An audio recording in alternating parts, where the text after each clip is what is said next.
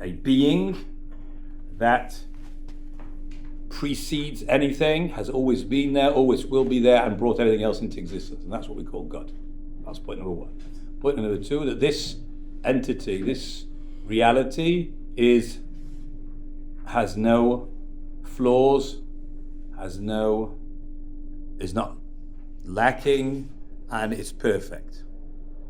And then he makes the claim that all these things that we know about God are based on tradition. He claims that he could prove them intellectually and philosophically or scientifically, or whatever you want to use, based on the fundamentals of physics, mathematics. He doesn't make it so clear what he's saying because he doesn't really go into it. But that's not the point of this work, right? The point is to lay down Jewish belief based on tradition. The tradition goes back to the patriarchs, to the prophets, to Mount Sinai, and was passed on through commandment of Moshe was told by God to command the people to pass this information that they gathered and they internalized when they had their prophetic vision at Sinai. Point number three is that all this is by force, meaning there is no way to imagine that this could be different. God could at some point not exist or decide not to exist. Yesterday we discussed a little bit about the concept of tzimtzum that I know nothing about, but that would seem to contradict this fundamental somewhat, because there God actually seems to have created something where he doesn't exist in the full sense.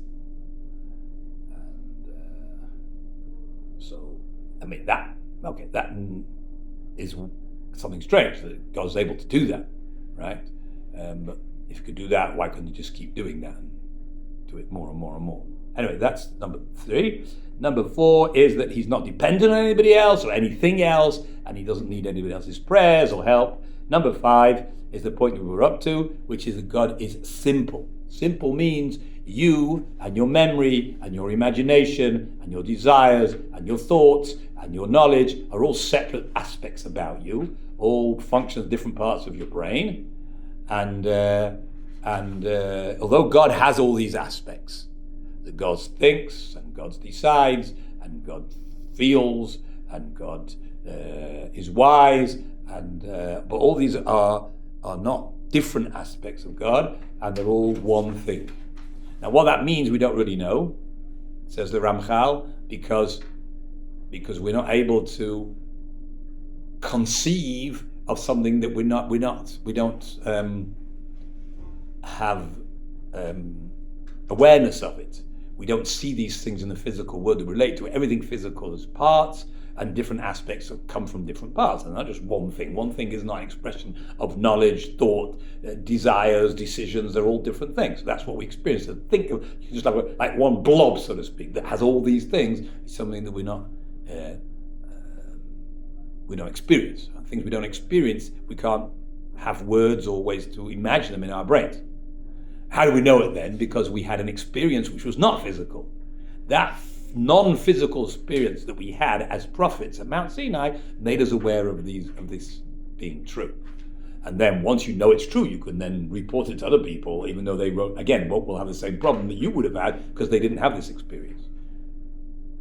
Okay, that's what we got up to towards the end of number 5 on page 6. Rob, forgive me for asking, what text are we reading? Derech Hashem. You have a copy? Yeah, who wrote it? The Ramchal, Rabbi Moshe Chaim Luzzatto. He also wrote Mesilas Shiurim, Derech Tevunos. I think he wrote something like 30 different books. When and where did he lived in Italy, in a town called Padua, and he was a lens maker. That was his profession. And in the late 17th century, I think. He died pretty young too. Yes, he died at about, I don't know, maybe debate, like 33, 40, something like that. I don't have page numbers, so I'm like... Okay, so it looks like this. Chelik Rishon. Oh, you can write the page numbers. Okay, means it starts on page 1. The first. Rishon, that's the title. Yeah, Perik Rishon. That's page 5. Chelik Rishon, got it. Right, it's Perik Aleph, and we're on point number 5. Towards the end of point number 5. Gotcha. He just said that all these points that we said, it's very difficult to internalize and to imagine and to think about them because we don't we don't in our world face these types of concepts, and because of that, we have to base it on our tradition, and it can be supported. And that's what we're up to. Umtim 1, 2, 3, 4 lines up from the bottom of the end of number 5. Umtim. Can you see that word? And it can be verified from the word emet. Besides, we have a tradition. It can be verified by chakira. Chakira means by investigation. It means that in modern Hebrew as well. You do a chakira, right? Is when the police make an investigation. This is talking about scientific investigation. Al pi hateva atzmai, based on nature, b'chukotav, based on the laws of nature, mishpatav, and its rules. That means, 300 years ago, science was different, but it had still the same basic rules, right? The rules of conservation of energy, the rules of I suppose, like, things don't come from nowhere, right? Those sorts of things that were the things we do experience, right? So the things we do experience, we can also use them to support this idea. Now what? It's impossible. Al koponim. Under all circumstances, you might say that there should not be matsui achad, some existence. Meshulal means without or lacking. That isn't governed by the laws of nature. Chukot ugvulav, and its limits. Mikol he'eder v'chisaron. It's lacking anything missing or deficiency. Mikol ribui v'harkava. It doesn't have any multitude or parts. Mikol yachas ve'erech, or any relationship or value.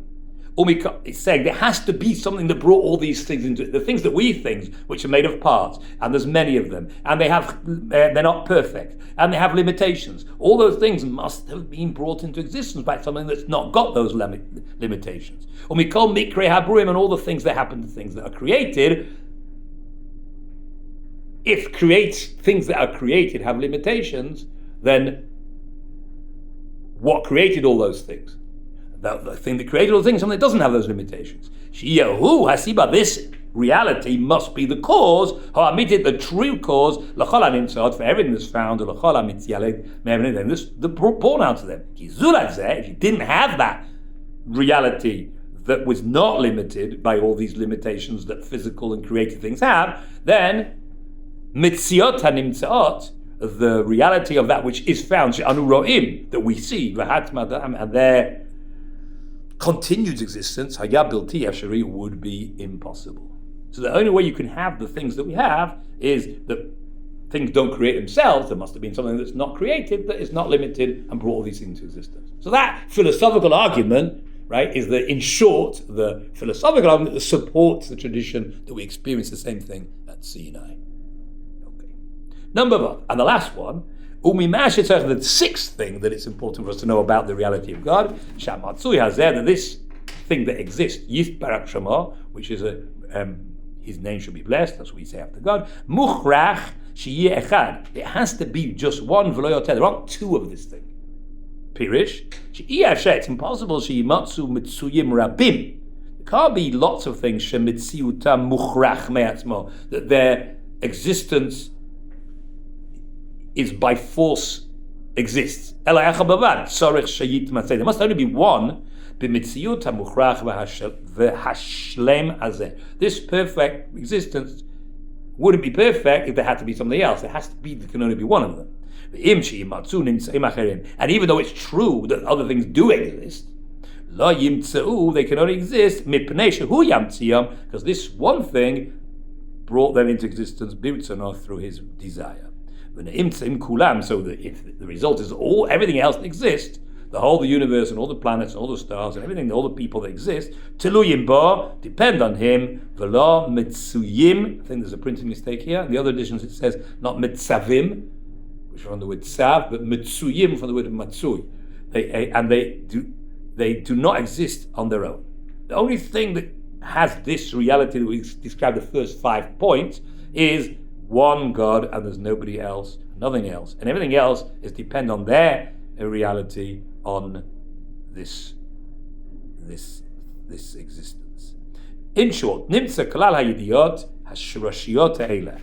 to summarize, these 6 root fundamental pieces of information, which is like point number 1 of our study, is the 6th point. So hey, amitat mitziyoto yitbarach, the truth of God's existence, shleimuto, his perfection, hechreach himatz'o, the necessity of his existence. That means it's by force and it couldn't be different. Heyoto bilti nitle bezurato, that he is not dependent on anything else. Peshituto, his simplicity, that it's not made of different parts. Even the concepts that exist about God are not different things together. The yichudo, his uniqueness, that it's only him and nobody else has any of these qualities that God has. Okay? I think we'll leave it there for today. Tomorrow we'll carry on Perek Bet. So that's all we have to know about God, it seems. Right? About the reality of God, the existence of God is